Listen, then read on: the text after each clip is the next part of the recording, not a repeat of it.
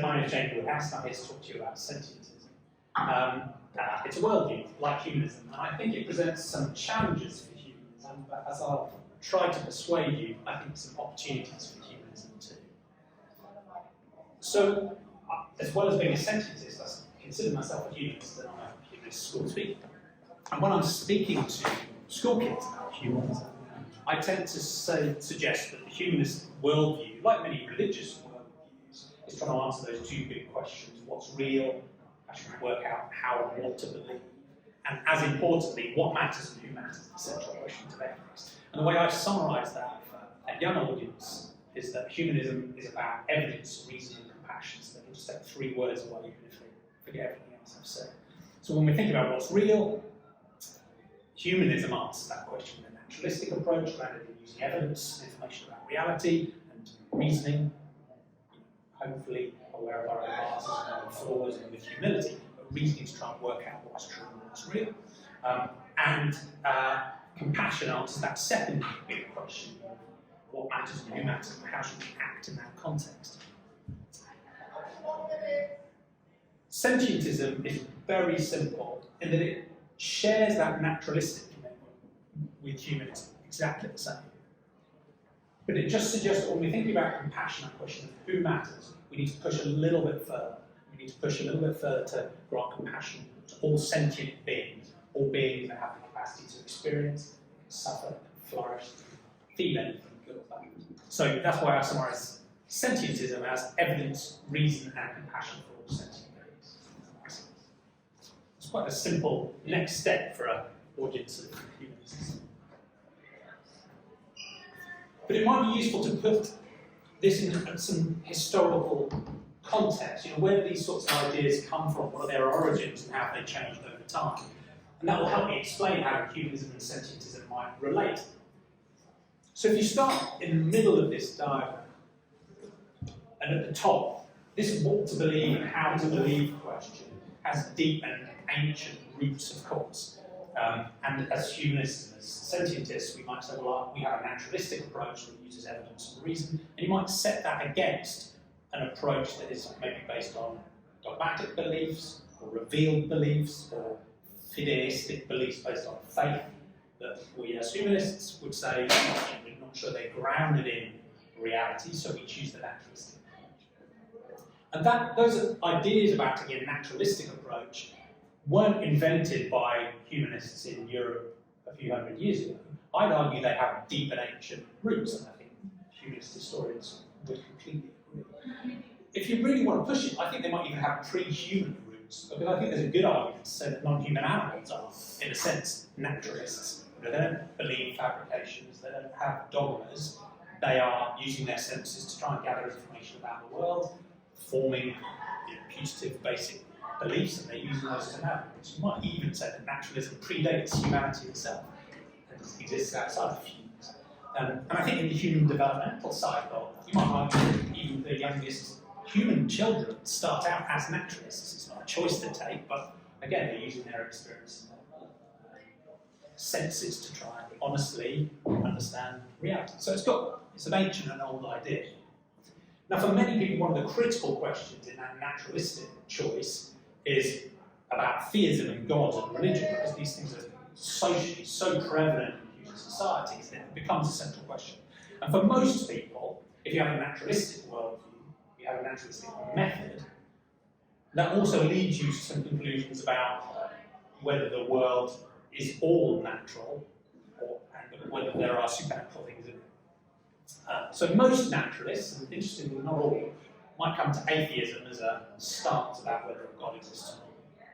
And you can debate whether atheism is a lack of belief or whether it's an active belief that there is no such thing. Regardless, let's leave that there. But that's one of the central questions that you might address as a naturalist. But that top level doesn't address everything we want to think about how to live our lives as humans. We also need to think about who to care about and what to care about, the questions of ethics. And atheism doesn't really tell you anything about those questions. It just says you probably shouldn't base your ethics on supernatural beliefs or religious beliefs, but it doesn't tell you positively what to do. And in many cases, and this is how it worked for me, that's what led me originally to humanism, because I started out, grew up Christian, became an atheist when I was 12, 13, and as I explored, I was like, well, there's a gap here. I still want some positive statement about what matters and what it means to live my life, and that led me to humanism, because I loved the idea of this universal, unconditional compassion for all humans. It doesn't matter who you are, where you come from, what you look like, what you think. You know, if you're human, you matter. So let's think about how sentientism pushes that. The ideas behind sentientism is quite a new word. It was first used, I think, in 1971, and then not used again until 1977. But the ideas, again, are deeply ancient. So when you think about what and who to care about, there have been people as far back as you can go who didn't just care about humans. So you might have heard about worldviews that include animistic lines of thinking, which attributed salience and meaning and even experience to rocks and rivers and trees, but also plants and animals. If you zero in a little bit further, another ancient idea is that of ahimsa, which is at the core of many of the Eastern religions. And ahimsa, in simple terms, means do no harm. It doesn't mean do no harm to humans, it means do no harm at all. And by definition, do no harm to any being that has the capacity to be harmed. And having the capacity to be harmed is basically sentient. So this ancient idea of ahimsa has been around for many, many hundreds, if not thousands of years, already bakes that idea in of not just caring about humans and our own species, but caring much more richly and deeply than that. Now those ideas were picked up. There's another, one of my favourite historical characters, the blind Arab philosopher poet, Al-Mari, who was actually, if you like, a proto-humanist long before the word was invented. He was writing around 1,000 years ago, and he was viciously attacking religious modes of thought and suggesting we should take an evidence-based approach to working out what was true. He didn't believe in God. But he was also part of this pattern of thought, where he was saying, why should we just care about humans? Should we care about all beings that can suffer too? But those ideas were drawn into the work of many Enlightenment thinkers. You will have all have heard of Jeremy Bentham, his, I think it was 1789, when he wrote, the question is not can they reason or can they talk, but can they suffer? And he was taking the link from progressive thought in intrahuman ethics, as we fight to counter racism in particular, and he was suggesting as we look forward, shouldn't that be the next question?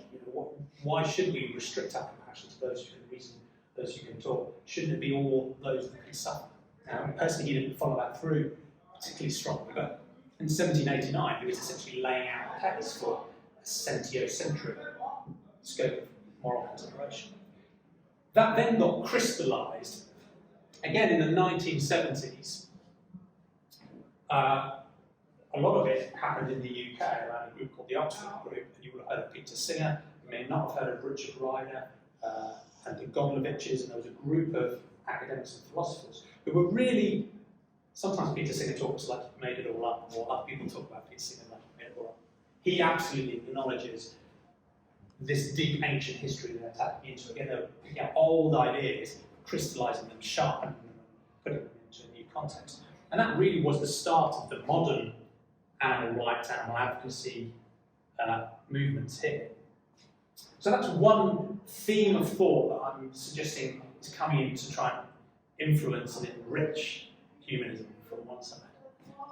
If you want to get a little bit weirder, there's another group of thinking on the far right, which again has got some quite old roots, which is in the sci-fi world or in the futurist world, people using not just their experience of how the world is today, but thinking intelligently and creatively about possible futures, some of them quite outlandish, and using that to enrich their thinking about where ethics might need to go in the future. So people for a long time have been thinking about, if we encountered an alien species, should we care about them as moral patients? Would their suffering matter? Would we have to care about them? And would they care about us? And people have been thinking about artificial intelligences and robots in the same light. So people have been doing philosophical work there, but I'd argue that the sci-fi writers that many of us enjoy have done some of the best, richest thinking. And it's interesting that in sci-fi, whether it's books or television or films, It's intuitive and unquestioned that completely alien types of being that aren't human at all, if they demonstrate the capacity to suffer, matter to us. Right? We care about C-3PO, care about these weird misshapen aliens in strange sci-fi, because in our minds there is already something about the way we are, I think, wired to think morally that detects that another being has an experience, and morality is our choice to care about that. So what I'm suggesting is that if humanism has followed this path down the middle, it's naturalism, it's turning away from religious modes of thought, it's a generous universal compassion to all human beings, that as we build in these lines of thought, particularly the ones around non-human animals on the planet we all share, that might suggest where we go next. And I'm suggesting that is sentientism, the next stage. Now, there are many parallels between humanism and sentientism. The naturalism is clearly one. Another one is that neither of these worldviews pretends to magically solve all of our problems. So just as humanism doesn't resolve every tricky ethical trade-off, and just as humanism doesn't insist on what type of ethical model you apply, sentientism doesn't either. We're not suggesting there's an easy answer in either of these worldviews. But what I think both of those worldviews are doing, are at least trying to set a baseline, a starting point. So when we're thinking about facts and truth and what's real, we won't agree all the time, but at least we can agree on the method we should use. We should use evidence and reasoning and constructive debate to try and work it out. So at least we have a starting point, a baseline, a platform. And I think the same is true on an ethical standpoint. So as a humanist, you will disagree about ethics, you will disagree about trade-offs and tough decisions that have to be taken, you'll disagree about priorities, and what's more important, and who's more important. But hopefully as humanists we can all agree at least some baseline of consideration and compassion that we should grant to all humans regardless of who they are. Now, I'm interested in what people think. If someone asked you as a humanist, what's the minimum you should be able to expect as a human from another humanist? What's the minimum you should be able to expect? Do people have ideas? What's that baseline you'd set? What's the minimum you'd expect as a humanist? They don't kill you. That's a pretty good one, right? I mean, I'd want that baked in as a starting point. I wouldn't want to be killed. That seems, if someone's going to say, look, I have compassion for you, I care about you, I want to treat you humanely, I have moral consideration for you, I'm granting moral status, not being killed, pretty good, right? Anything else? Would anyone ask for anything else as a baseline? Equality of status. That's interesting, because that's quite a demanding one. That's a really demanding one. We didn't hear what was it? Equality of status was the suggestion. You want to be treated equally. Yeah, no, go for it. It's just that there's the killing. Next level is to be heard. They don't hurt you. Yeah, to be heard. So I think those are three really interesting examples, right? So one ask is, don't kill me. Seems fair, right? Hard to disagree. One is, don't hurt me. I think that's also pretty good, right? Don't cause me to suffer. I think that's also hard to disagree with. I think your one is stretching even beyond that, saying, look, treat me equally. And in some senses, that's not too hard to do amongst humanity, because we all, in theory, agree that all humans matter. Of course, we prioritise our families, our friends, and it gets a bit messier when we think about practical prioritisation. But at least it distinguishes it, though, doesn't it, from religious activities or hierarchical feudal systems, doesn't it? Yeah. So, and I think I agree. Right? So, from a humanist perspective, I wouldn't necessarily insist that we have to treat every human as exactly the same, because I don't treat someone I've never met in the Philippines with the same priority as my own child. But conceptually, in terms of moral value, I think you're right. We accord equal value to all humans, regardless of the characteristics of who they are. At least as that in that level. So I think those are three really good examples. And that's where it gets tricky with sentientism, because I'd suggest something similar for sentientism. I'd suggest for sentientism, I think when you're answering that question, you're putting yourself in the mind of another human and thinking, well, what I want. We can do that. It can be a little harder to do that when we think about non-human sentience. So this is a bit more tough. But I think we have to aspire to do the same thing. We have to think, imagine you were them, what would they want? Even if they can't express it in familiar with. But I think we've already got some pretty safe bets. I'm not sure they'd be too bothered about equality, but who knows. But I'm pretty sure they wouldn't want to be killed, and I'm very sure they wouldn't want to be caused to suffer, because it's almost baked into the definition of what it means to be a sentient being, that suffering is a bad thing. I mean, quite hard to get around that. So similarly, with humanism, there's at least a baseline that we're starting from, naturalism and compassion. And what does that compassion mean? Well, it has to mean something, at least minimal. And sentientism is saying the same thing. Let's take that naturalistic approach to understanding stuff. We're still going to disagree, but we at least have a naturalistic basis to work out how to understand reality, and then at least a minimal baseline for what does compassion mean for all sentient beings, and not being killed and not being caused to suffer. I think are two pretty good baseline things. But again, as in humanism, these aren't incontrovertible. I think even most humanists would say that there are some situations where you could justify killing a human, or you could justify hurting a human. Right? These aren't 100% black or white things. But if you're going to be hurt or killed, you'd expect there to be a damn good justification for that. Right? There's going to be whatever your ethical system is, there has to be some real, clear, strong, overriding justification, hopefully also based in compassion, that would lead you to do that thing. Right? So the classic thought experiment of a terrorist attacking a group of people, and the only thing you can do is kill them. That may well be the right thing to do, right? Because you have compassion for the terrorist, however difficult that might be to hold in your mind, but your compassion for their potential victims leads you to take that difficult choice. And so humanism isn't about never killing and never harming, but if you're going to do those things, they have to be well justified, right? That's what compassion and moral consideration mean. And the same is true in sentientism. So I don't think sentientism means you could never kill another sentient being, or you could never harm another sentient being. But I do think you need a really strong, clear, powerful justification for doing that. So hopefully that lays out how much I think humanism and sentientism have in common. The deep ancient heritage of both a naturalistic way of thinking and this idea of caring about all beings that can suffer. And I guess that's the context for why my challenge to humanism is that we can feel a bit self-satisfied as humanists, right? We've turned away from the danger, sometimes harmful social norms of religion, despite the fact that it's sometimes difficult for us, despite the fact these norms are powerful, but we've been brave enough to use evidence and reason to turn away and find a more compassionate way of life. And there is a risk that we then think, oh, we're humanists, we've arrived, we've got this sort of universal compassion for all humans and a naturalistic understanding of what could possibly go wrong.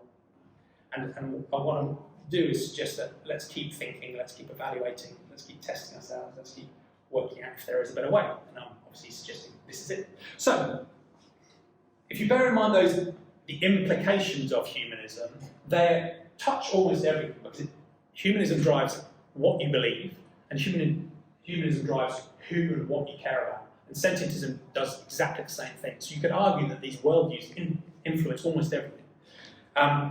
And they have implications at every level too. So it has implications for our own personal choices and our own personal actions.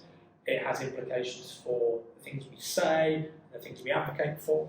It has implications for corporate policies and the actions of NGOs and charities. It has implications for local government and national government. It has implications for democracy. It has implications for regional government and even international government. So you can go everything from my own personal choice about what or who to have for lunch today, all the way through to the United Nations. And you can run humanism through all of that stuff, but you can also run sentientism through all of that stuff. And one of the interesting things you can do is reimagine a lot of the existing architecture of human thought with a sentientist worldview.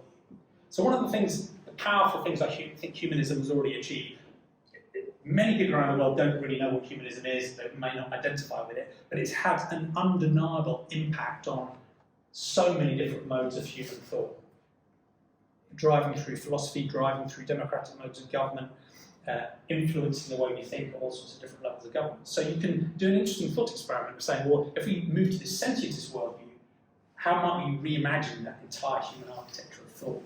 So here's one example. Take the Sustainable Development Goals, something hopefully you're all familiar with. Agreed by the UN, the overall thing is about how can we make this planet sustainable. But the interesting thing about Sustainable Development Goals is they are quite humanist, quite centred on humans, quite anthropocentric in their intent. The idea here is to make the planet safe and sustainable for us to continue to live as humans. So if you broaden that out and say, well, what if we had reimagined the SDGs so that we wanted to make this planet sustainable for all sentient life, how might we write them differently? And this is one of the great things as I've worked through these types of thought experiments, is you find so many win-wins. You start out thinking this is going to be tough, there's going to be trade-offs, you're going to end up dragging the human causes back because we have to help the non-human sentient beings too. And it just doesn't seem to work out that way. Because I'd argue that in the same way as humans, as we extend our moral scope of concern, it's actually benefited not just the new people we're allowing to have rights and the new people we're caring about, it's benefiting the people who are privileged enough to be doing the extension in the first place. And I'm arguing the same sort of thing can happen with humans granting moral consideration towards sentient beings. So one, as you think through the objectives of the SDGs in the context of sentient beings, you think very differently about what you're trying to achieve. I think you think much more holistically about the environment we all share. You also are not just aiming at good human outcomes, you're aiming at good outcomes for non-human animals in farms, in the wild, liminal animals who live in and around our cities and our houses.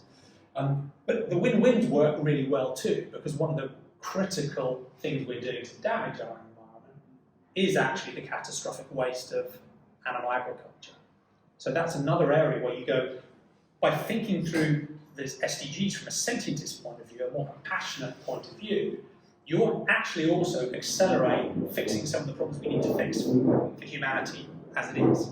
So, as an example, a lens that's often not really thought of when we think about sustainability is land use. We're all very familiar with emissions and pollution and those types of issues. Animal agriculture is the leading cause of many of those. But the land use topic is fascinating. So if you look at a map of the entire world, and our world in data is a great resource for this, approximately half of the land's Earth surface is habitable. Right? You could live in, you can do stuff there. Right? It's not under ice, or it's not a desert. So that's half. Of that, the single largest, of the habitable land, I think approximately half of that land is used for agriculture. And of that half that's used for agriculture, the vast majority of that is used for either animal agriculture or to grow feed for animals. So as a thought experiment, if you switched our agricultural systems completely to plant-based agriculture, you would free up 75% of all agricultural land. 75%. That's like a continent and a half in one fell swoop. So I won't go into the depths of it here, but that's just one example. By taking a more compassionate approach to our agricultural systems, radically drops the level of suffering and death we're causing, given the obligations we talked about earlier on. But it also happens to help us by radically slashing emissions, slashing our land use and making space for reforesting, cutting pollution, and the story goes on. So as I work through this example, you will find those win-wins all over the place. Another example that you might look at, and another place where humanism has had an enormous powerful impact, is in the Universal Declaration of Human Rights, which, almost by definition, is a very humanist-influenced document. So again, there's another thought experiment you can do here, and I won't drag you through it, but I thought, well, what if we just rewrote this as a Universal Declaration of Sentient Rights? What might that look like? And initially, again, I thought this was going to be tough, right? Because us humans, we're different. So many of these rights just won't apply to non-humans. But actually, as you work through it, firstly, you can get quite creative about reapplying some of these rights to non-human animals.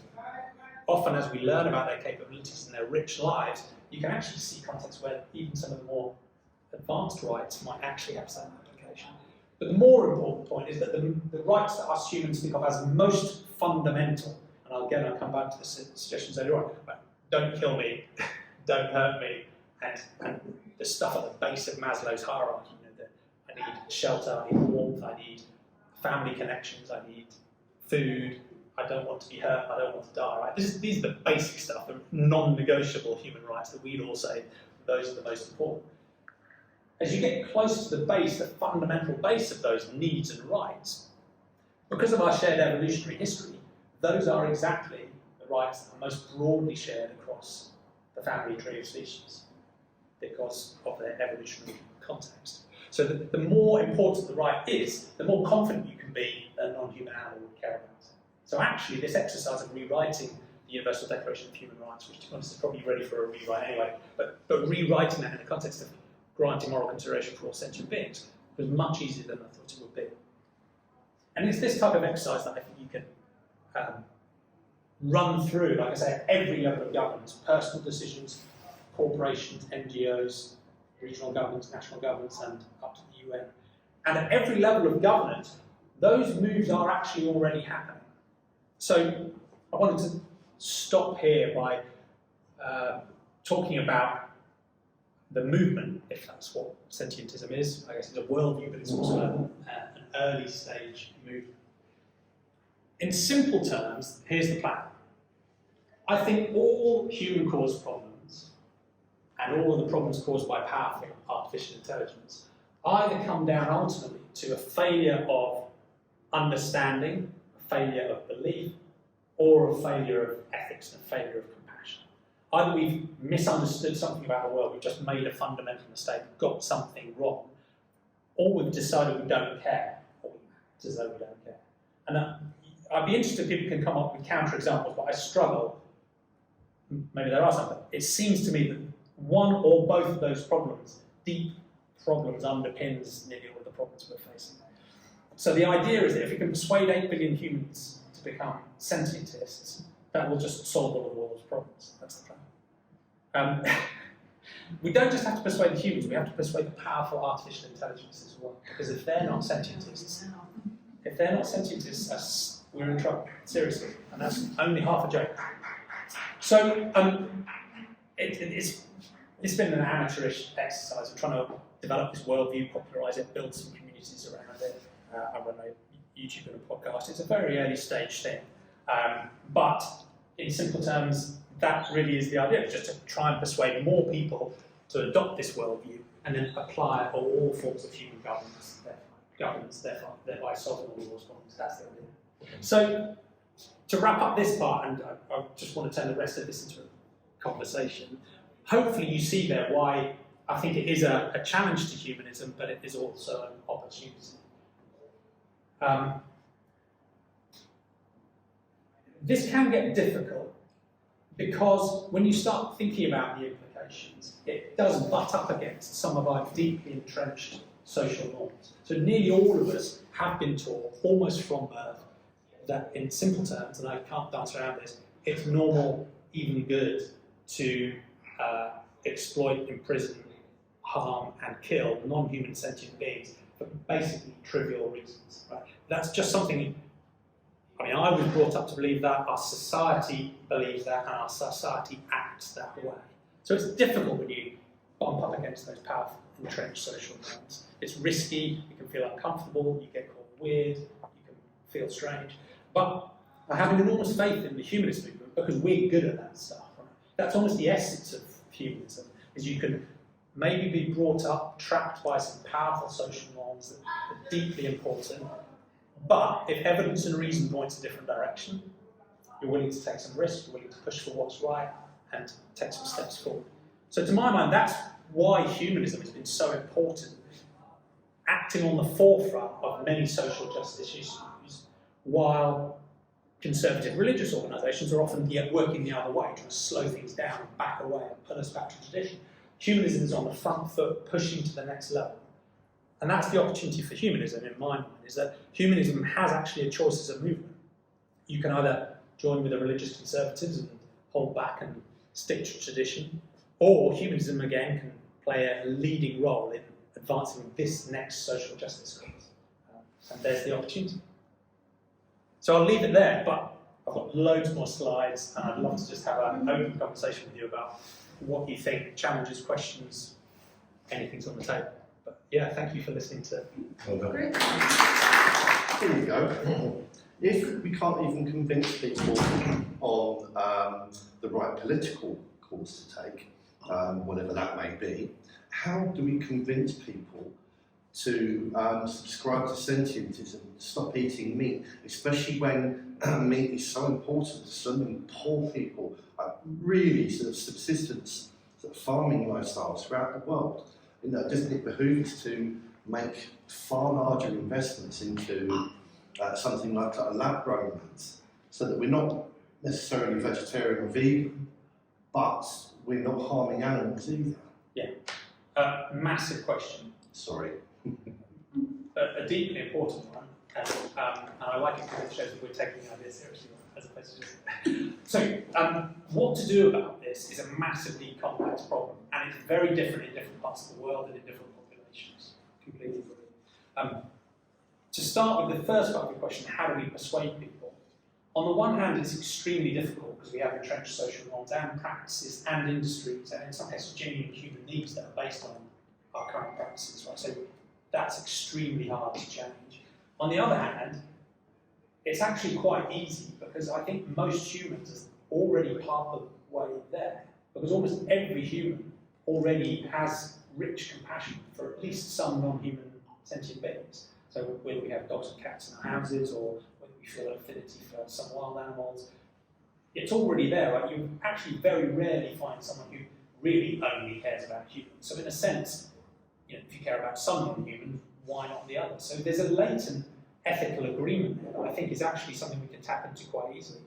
And while human practices, in terms of animal product consumption, are the overwhelming default, although again that varies a lot depending on cultures and religions and so on in the world, human ethics are already in a different place. So there's an organisation called the Sentience Institute that's run some fascinating surveys with US consumers, and they've asked people, and this is general population, this isn't vegans or sentientists, this is like gen pop people like normies. They've asked them questions like, should we ban slaughterhouses? And they've got a response rate, and I think it was about 2,500 people, so it's not massive, but it's enough to mean something. 47% of people said we should ban slaughterhouses. There's going to be a ballot initiative in Oregon coming up soon where they're going to be asking about, look, we have animal cruelty laws on the books. At the moment, they don't apply to farmed animals. Right? So you can't be cruel to a pet, but farmed animals, go for your life, right?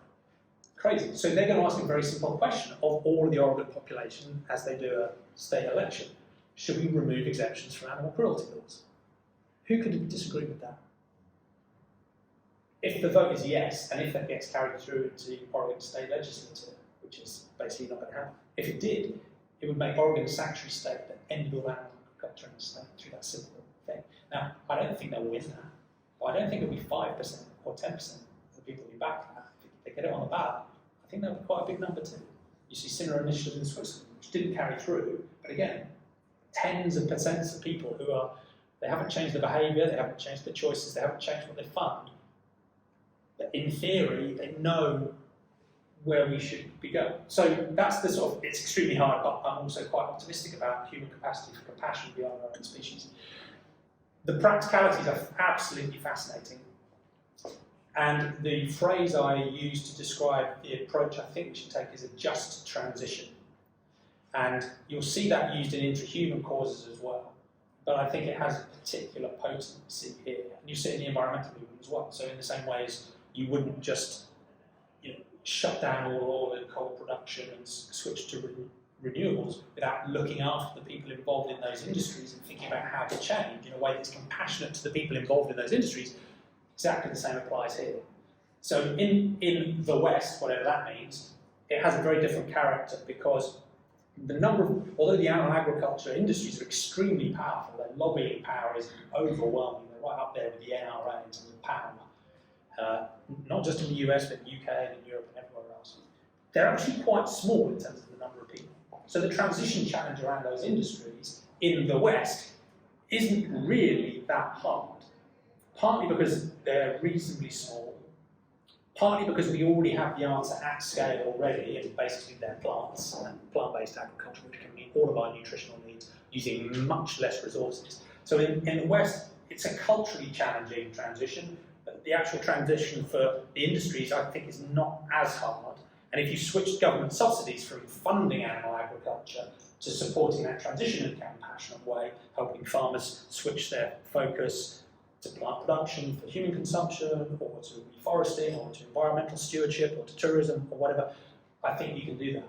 Where it gets really challenging is if you go to Africa, you go to India, or you go to some other places where there is lobbying power and there is an industry, but the scale of the industry in terms of the human impact and human dependency is radically different. So you can't go to a Southeast Indian, fishing community and say, those fish are sentient beings, you need to stop fishing them tomorrow, good luck with how you're going to live. And you can't do that to the Indian dairy industry, where there are many hundreds of thousands of people subsisting on that on a day-to-day basis. That's how you get Somali pirates. Sorry? Essentially, Somali pirates. That's, the fishermen have no other income, essentially. Yeah. So you absolutely have to recognise those dynamics, right? So a sentientist starts and say, look, there is a genuine harm that's being done here. Even someone who's living on a subsistence basis is causing harm. That doesn't mean the harm doesn't exist. It might mean it's justified, it might not, but there is harm there that's being done. We shouldn't turn away from that, but we do need to have compassion for the humans involved too. The humans are sentient beings as well. And we need to be sensitive to the fact that the sort of just transition that might work in the UK is going to be radically different in somewhere like India. So I interviewed an academic yesterday called Yamini Narayana, who has written a book about exactly this topic. But she sees the practical challenges as being massive and rich and difficult. They also have the challenges of religious culture and political culture over there. It's very different, as well as the scale of the industry. But again, they have different resources they can tap into the history of religion and philosophy and culture that leads her to be hopeful that even in Africa and Asia and places like India, you could still get to a much more compassionate end state. And as I was saying earlier on, ultimately that would be better for the humans involved there too, because of the pollution, the zoonosis, the emissions, the catastrophic food waste of losing like 90 to 95% of your inputs for the outputs you get. So it's a deeply important topic. It's critical that we don't simplify that and pretend those aren't problems. But I think if we do have that guidance of compassion, not just for the non-human animals, but compassion for the humans involved, and we think creatively about how to work that through, that's the answer. And I do agree that some of the tech fixes are going to be important. The plant-based stuff that's already available, the cultivated stuff that's available in Singapore, the FDA has just approved it. Those things will come through. But also, plants are edible, and we grow 6 times as much as we need for 10 billion humans right now today. So, it's less of a technical challenge. It is one of political will and social norms and psychology and the practicalities of the transitions. Sorry, that was like another lecture. Thank you, brilliant question. Back. I've got about 6 questions, but I'll... So, are we allowed to scale our compassion to the intelligence and sensitivity of the creature we're worried about? So, to give you an example, I care desperately about the health and well-being of my new grandson, more than I care about you and other children. And so we've got an expanded sphere of concern, me, my family, my village, community, whole of humanity, and so on. So there's that thing. So I don't eat meat, it just so happens, but I do eat fish. And in general, perhaps they're less sentient. Yes, given the choice, they'd rather live rather than die, I get it. But, prawns, insects, I'm sure you've heard all these before. Yeah. Pets, dogs need to eat meat. Are you saying we need to stop having pets because they eat meat? So sorry I've given you so many things. That is a lot of questions. Right, so let me try and break them down to a few different bits. One is, where's the boundary of sentience? Who do we decide is sentient and who isn't? And annoyingly, sentientism doesn't tell us the answer. It doesn't have a list of species on the website that you can go and look up. But it does say, like humanism, take a naturalistic approach to trying to work that out. So a broadly scientific approach. So you will find sentientists disagreeing about where that boundary is. So there are some people who are more or less open-minded about plant sentience. I have a pretty clear view on that myself, but some people are more open-minded about where that might go. We should follow the evidence regardless. As you get into the simpler realms of animal life, again, is an interesting question, because where veganism as a movement uses the word animal as its boundary setter, sentientism says, well, it's at least conceptually possible an animal might not be sentient, and it's also possible a non-animal might be sentient. And isn't it sentience we really care about? So let's call it that. So, yeah, if you want to jump in. Can I just jump in on that bit? The word simple organisms. Yeah. I mean, that's a complete misnomer. And that's a typical human perspective. Because there's no such thing. I mean, bacteria is infinitely complex. Just because we are different doesn't make them simpler, for example. And that is, you know, this idea of a tree of evolution, and we're somehow at the pinnacle of it. I mean, that's a complete tosh, isn't it? So if I see a plant that has not been watered, and the leaves are drooping, and it's bending over, and it's very crispy at the edges, to me that plant is suffering. And just because I have no ability to understand the plant from the inside out, only from the outside with my own perspective, that doesn't mean that that plant is any simpler or less valuable or suffering any less than my pet dog if it's stepped on a piece of glass. It's an important point, because one of the things us humans are good at is coming up with reasons why we're special and different and putting ourselves apart from nature and everything else. And that is my problem with it. Well, and so can we come back to that in a sec? Sure. Because I agree that's an important check. We need to, watch ourselves.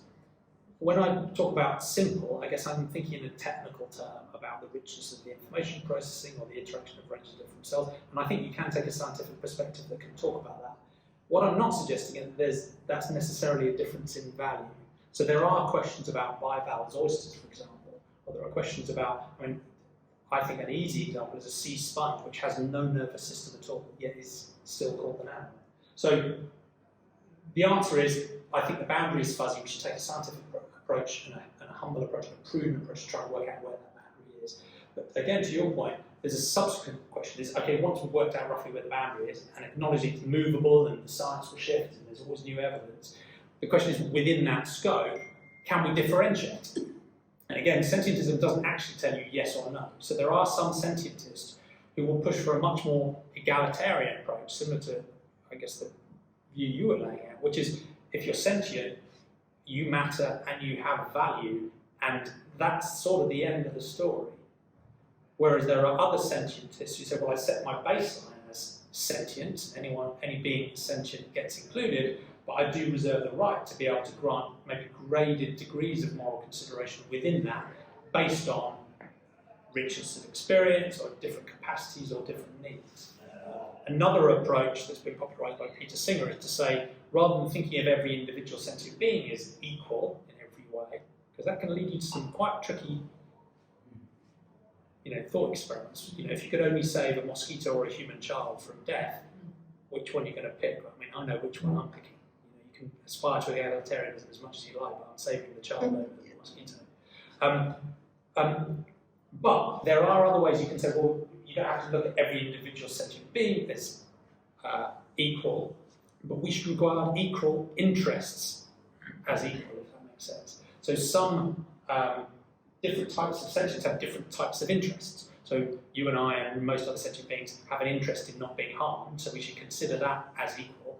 I might have some other interests that might be to do with existential angst, or something that humans have the mental capacity to care about that maybe a puppy doesn't. So again, I don't want to go on too long, but there's an enormous diversity of opinion amongst sentientists about whether you push for something that's more egalitarian, or whether you do, grant some degree of openness to scale based on various considerations within.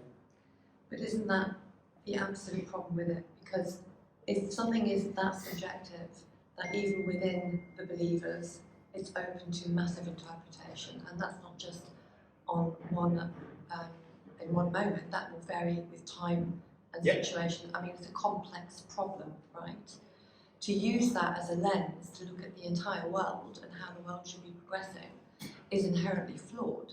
I mean, all you're doing is creating loads and loads and loads of issues. I don't understand, I mean, I can see your point with, say, land use or environmental issues, but I don't see why you need the sentientism as the lens to look at it. You can look at it without it. So I'm not quite sure why you're complicating things like this. I guess the answer might be practically complex, but I don't think that means it's necessarily wrong. I think if you're looking for something that's perfect and crisp and clear, and you're insisting your ethical system has to be perfect and crisp and clear, this isn't it, right? It's messy like the real world. But let me try and put it a different way. Sentientism, in terms of its ethical scope, is simply saying that all suffering matters. So if you think all suffering matters, you're basically on board with this. If you think there are some beings that can suffer that do not matter, then you're not on board with this. So that's not actually my point, though. So I need to push back on that, because that wasn't what I was trying to say to you. What I'm saying is, why do you need this lens to look at the world issues when you can look at them without this? So What's it for? So what would an alternative be? Well, what we have now. Humanism. No, not necessarily humanism, not necessarily any ism. Yeah. I mean, when it comes to world issues like global warming, etc., the ones we all know about, So I don't see why you need to superimpose another layer of consideration on top of it being centered in humanism, Christianity, whatever. They don't seem to me to be very helpful. So is your suggestion that we should care about absolutely everything, regardless of whether it's sentient or not? Or how do we decide what to care about ethically and what not to care about ethically? So if I'm thinking about this table, naked self-interest. Okay. We protect the planet because we need to protect our Oh, children. I see what you mean. So it's naked self-interest. So in that sense, you'd also reject humanism, because you'd say, why should I care about all other humans? If there are humans that have no relation to me, I can't reciprocate with them, they can't benefit with me, I exclude them from my moral consideration because I only am driven by my naked self-interest. So you'd reject humanism as well? No.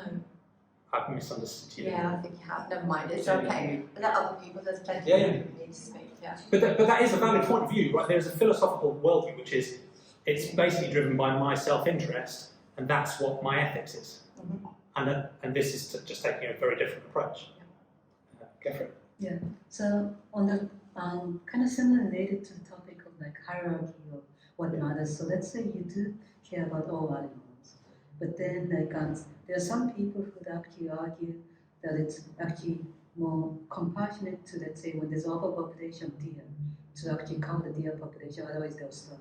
Or there's been an interesting news about New Zealand having a contest for kids to kill feral cats, like one kind of thing. But it's actually about kind of non-native species to protect the native species. And what would sentientism say about like what's the hierarchy, and should humans act as gatekeepers in a way to protect the native species, or to as compassionate to cow these animals who might actually suffer from starvation otherwise? Yeah.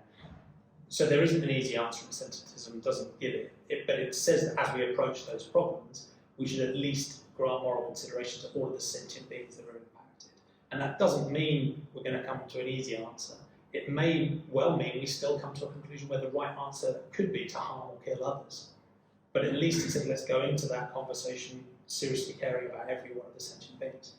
And what tends to happen is you quite often find that the thing you thought was a really difficult dilemma actually has a different solution that, when you start caring differently, becomes clear to you. So instead of culling, you might realise you could use contraceptive techniques. Or if you're dealing with problems with so-called invasive species, you can think about fencing or wildlife corridors as well. So at least having a sentientist approach would give you a better chance, I think, of coming to a more compassionate answer. It doesn't necessarily mean the answer is going to be easy. But an interesting thought experiment is to consider how we address those problems in the human sphere as humanists. So if we came across a population of humans that was struggling and having very difficult lives and might starve, we probably wouldn't jump to culling them as the answer, but we'd find some other way. And that, again, that doesn't always give you the right answer, but at least it sets a compassionate, ethical baseline. I think gives us a better chance of finding a better solution. But there still will be really tough trade-offs. So, But do they think humans should act as gatekeepers, let's say, yeah. in these So, decisions? and the humans as gatekeepers. There is a lot of understandable cynicism about humans and how we intervene, particularly in the wild, and it's understandable because our track record is pretty awful. At the same time, so there are some people who will say, look, the best thing humans can do is leave free-ranging animals completely alone, just stay out of nature. And sometimes that's because people have a naive view that nature is some sort of paradise of pleasure when it actually is brutal and awful. So that's one thing. But the worry about human hubris is important, we should bear that in mind. But at the same time, if humans are the only beings with the capacity to help and nobody else can help, I do think we should think seriously about helping in those situations, even if we didn't cause the problem. But we need to do it with humility and be careful about unintended consequences and just not fall into the hubris trap. So it's less about us as gatekeepers, but with power comes responsibility, and whether we like it or not, humans are extremely powerful. So I think we do have responsibilities. Yeah, go for it. Okay, you just made me think of something. Okay, I believe, or I just thought that I think that every human cares about everything. Maybe what we're talking about is affordability. Some people can afford to care about everything, and they have, for whatever financial means or whatever it is, they can actually express and live that way. But it is the affordability aspect. But I think that the humans, we are capable of caring for everything. But can you really afford to do all this? I think that's my question. Yeah. Again, I think you could apply that within humanist ethics. Right? No one has the capacity or the luxury or the privilege to help everybody maximally. And you can ask questions about how demanding should we be of ourselves. In the humans space, right? Should we all sell our flats or houses? Should we all give most of our salaries to global charities? You know, you can think about how demanding to be.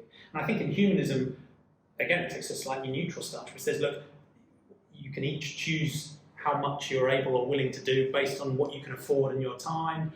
But let's at least set this baseline where we wouldn't deliberately harm or kill others, right? Yeah. But then the question about how much we help is open.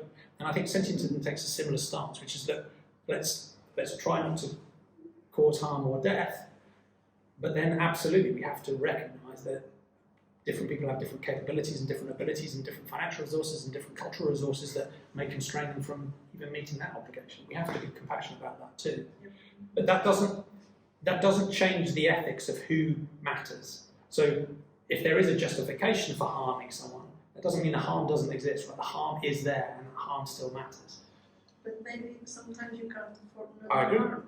Yeah, and if you Sometimes you can't afford not to kill. and if you have Just think. And if you have no other choice, you have no other choice. But the harm is still there regardless. Yeah, just a sort of comment and a question. So earlier you were saying how atheism is it doesn't take us anywhere necessarily.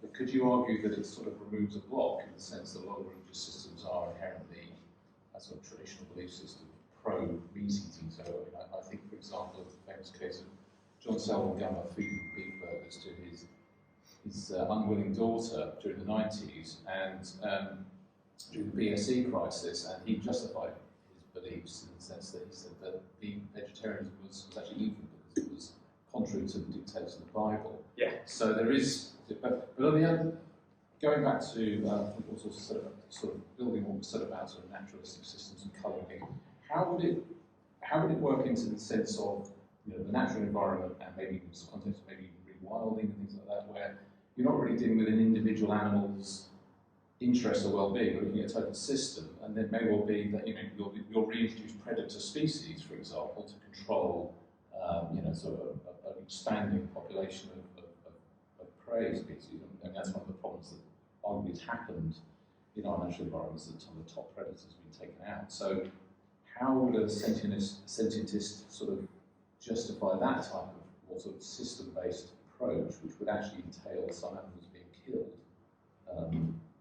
to sustain it? So let me start with the latter part and come to the first question.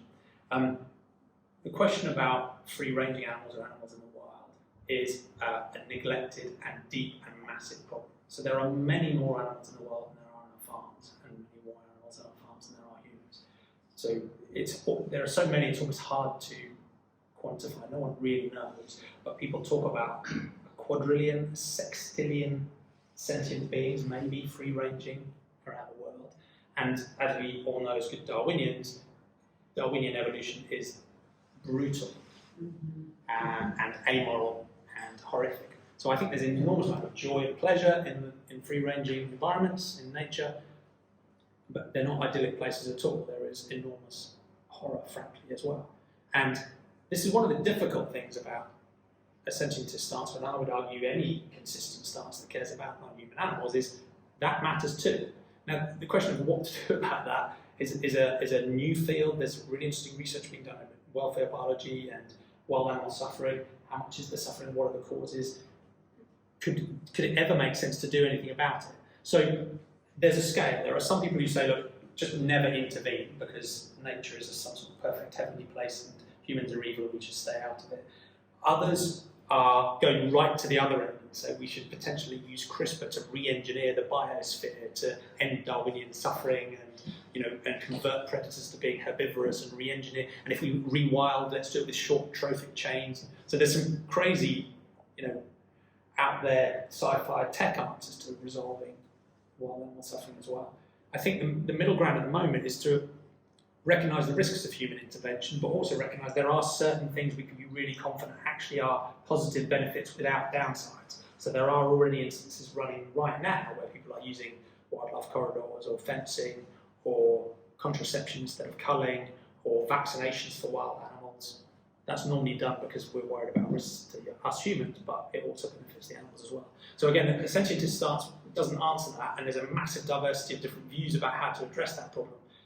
But it at least says we have to recognise that suffering matters, whether or not we're able or choose to do anything about it. Your earlier point about atheism and religion, again, is absolutely fascinating. So in the podcast I run on YouTube, I don't just talk to sentientists, and I don't just talk to people with a naturalistic worldview, so I talk to people with spiritual worldviews and different religious worldviews as well. And there's a fascinating link between religion, conservative politics, and animal agriculture. But it's not a totally clean one. So if you go to the American far right, for example, evangelical American far right, people will talk about it as bullets, Bible, and beef. Right? So animal agriculture is part of their value system. So there are links like animal agriculture was one of the main drivers of colonial land acquisition. That's why you needed so much land in the first place. There are some really weird things that go on in far right circles where they see lactose tolerance, the ability to digest the sugars in milk, as a sign that they, as white people, are more evolved than those in Asia and the East and Africa. So they chug quarts of milk to show off how they're Aryan prowess. So there's some really crazy shit on the far right, evangelical Christian stuff, Crazy shit. which links deeply into these things. But you don't have to go that far because, as you say, certainly the Abrahamic religions, they have this sort of anthropocentrism quite well baked in. Right? So there is a hierarchy baked into Christianity, which is God is clearly at the top, and then, depending on which flavour of Christianity you've got, the priests come next. But then it is humans, right? We're made in the image of God. We're the ones with souls. We're really the point of the universe. Right? I know there's how many billions of galaxies and how many billions of stars, but it's all about us, really. Right? We're the whole point. We're the whole point of creation. And that does lead you quite naturally into the sense that if we're special and we're the only ones with souls, that we're made in the image of God and we're given dominion over the earth and so on. So you're right, atheism can remove a blocker. There's two qualifying points. One is there are really powerful movements within all of the world religions that are pushing the other way. So in the Eastern religions, it's pretty obvious, right? If Jainism, and Buddhism, and Hinduism have ahimsa as their core, there are movements within those religious communities that are saying, look, we need to stick with this ahimsa idea. Our dietary practices are already pretty close to veganism anyway. Why the hell would we want to follow the West into this catastrophic industrial animal agriculture, which one goes against that core value of ahimsa, and two, destroys the global environment? So there are some really interesting movements, religious movements around the world, coming out of those Eastern religions that are pushing very strongly in the other direction. But there are also movements within Islam and within Christianity that are looking at the text, looking at the history, and finding a different way to grant compassion. So even in Christianity, the Garden of Eden was vegan, right? And God only granted us the right to, kill other sentient beings, sort of grudgingly when he was pissed off at us after we'd turned away from him, right? So there are people talking about those sorts of ideas. Visions of heaven are supposed to be free of suffering, right? So again, that's got to be vegan too, and aren't we supposed to make earth as it is in heaven? So there are people working within Christianity and within Islam saying, look, we have this universal compassion, even if humans are special. Shouldn't it be more about stewardship rather than dominion? And shouldn't we extend that universal compassion to God's creation, which includes these suffering beings? And why would God have made these beings capable of suffering and then have us harm? So it's not quite as clear. But you're right, there are many streams of religious thought which are resisting this social justice movement just as they resist many of the others. James? Yeah, thanks very much, Jamie. It's been a really insightful talk. You mentioned that sentientism is kind of an ever-evolving, it's not perfect worldview, it's kind of always changing, and you're someone who's in the business of changing people's minds. So what is something, maybe related to sentientism, maybe elsewhere, what's something that you recently had a change in mind on? Yeah. So the obvious big one, and this is cheating, is I changed my mind about animal agriculture and went vegetarian and then vegan, so it was always boring. I changed my mind about Christianity when I was a teenager, as I said. But within sentientism, there's a massive diversity of different views and a lot of disagreement. Like a lot of disagreement. Like there's humanism, there's so much still to fight over. You've got that basis of evidence and reason, you've got that basis of compassion, fine, but that's a platform, so you can still fight. So one of the things that shifted for me is actually the ethical system I tend to apply. So I don't know how into philosophy people are, but there are lots of different schools of thought about how you think about ethics. Utilitarianism is a very famous one, associated with people like Bentham and Mill and Singer, which is about utility. And that links quite closely to sentientism because utility is normally defined in terms of happiness and suffering, and you can add it up and calculate it and so on. So that's one approach. There's a deontological approach, often associated with Kant, which is more about recognising individuals, normally humans, as ends in themselves, and then having rules about how to treat them, and it leads to ideas about rights. There's a feminist care ethic, which is about a more relational thing to do with our responsibility to care for others who are vulnerable. So the list goes on. So to answer your question, I started out quite utilitarian, and as I've been working on the podcast series and interviewing lots of philosophers, I've actually become more ethically pluralistic. So I'm now less worried about whether you apply virtue ethics and sort of stoicism idea, or a deontological approach, or a feminist care ethics approach, or a relational approach, or a utilitarian approach. I'm sort of less bothered, as long as you get the scope right and every sentient being is included. And one of the fun things is that works in every ethical system. So if you're a virtue ethicist and you see kindness and compassion and justice as virtues, you define them in the context of justice for all sentient beings and kindness for all sentient beings. If you're a deontologist and you think of beings as ends in themselves that should not be exploited or used for other ends, there's a philosopher called Christine Korsgaard who's taken Kant's work and said, well, all sentient beings should be ends in themselves. Right? They matter in their own right, intrinsically. A feminist care ethic is obviously and easily and naturally extensible beyond the human species as well. So that's one big change. I've become less utilitarian and more pluralistic about how to address those things.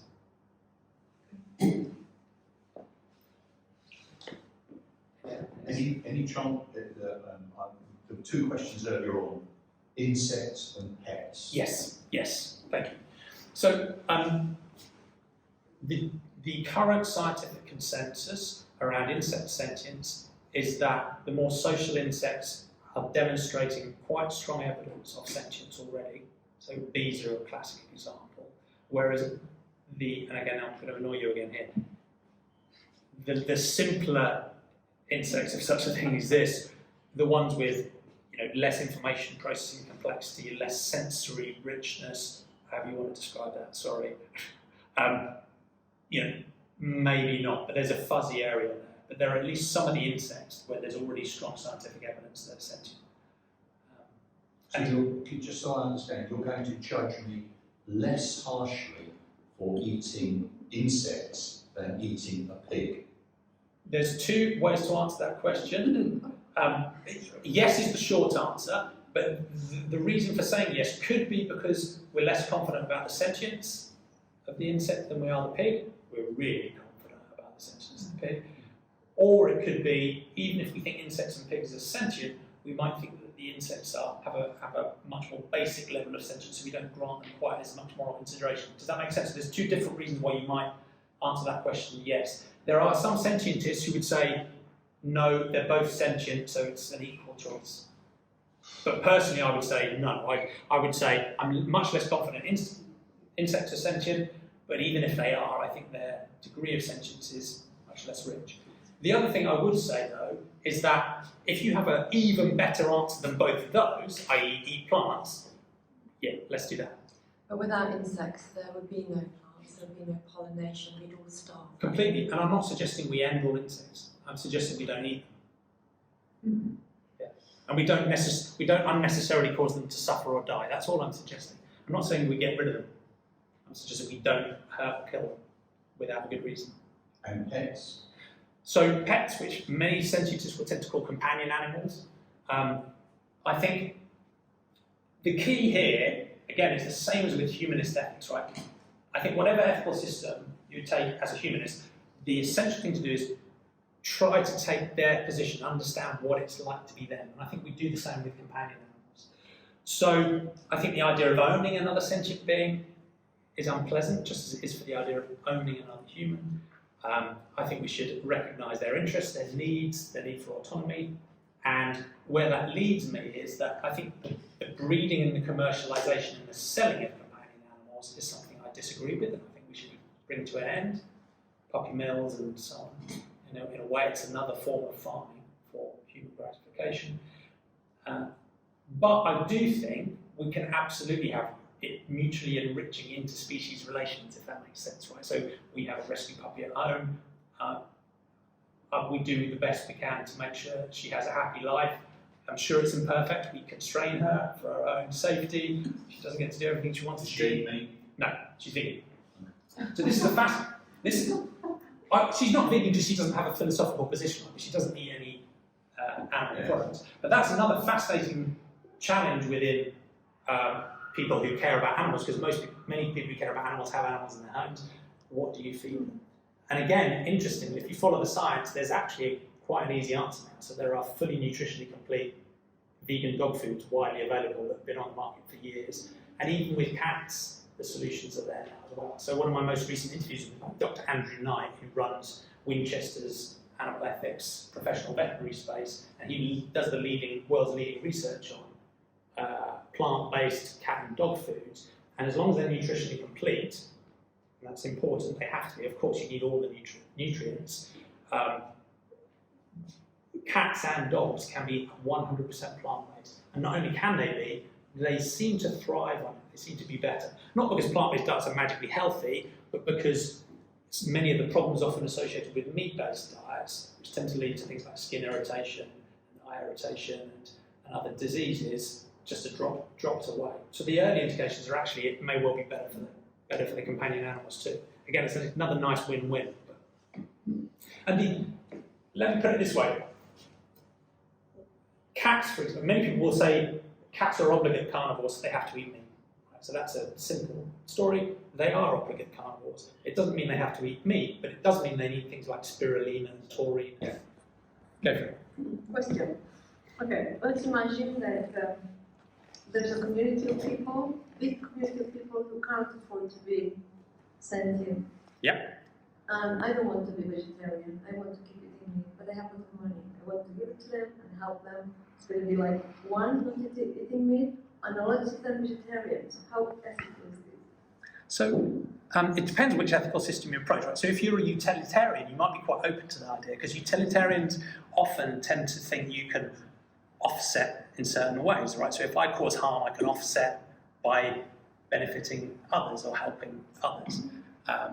I've tended to move a little bit away from that point of view, partly because we don't often accept it in intra-human trade-offs either. You know, there are many, if I cause harm to another human, you're not going to let me off for that just because I've helped somebody else, right?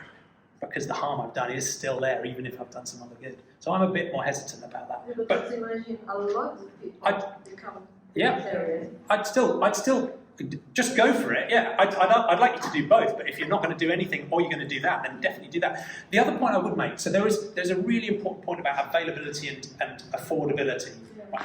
And so if you go into a supermarket and you look at the cheapest piece of chicken, or you look at you know the plant-based chicken alternative or whatever it is, right, like for like, Yeah.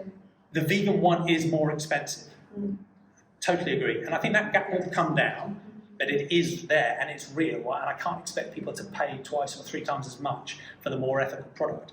The broader point I would make, and again this does require access and sometimes some cooking capability and skills, is that when you analyse it statistically, switching to a vegan diet, and by that I mean plants, legumes, nuts, you know, plants basically, rather than the expensive fake meat stuff, would generally take 1/3 off your food bill for the same nutrition. And you can see that globally because the poorest places in the world are a hell of a lot more vegan than the UK and the US.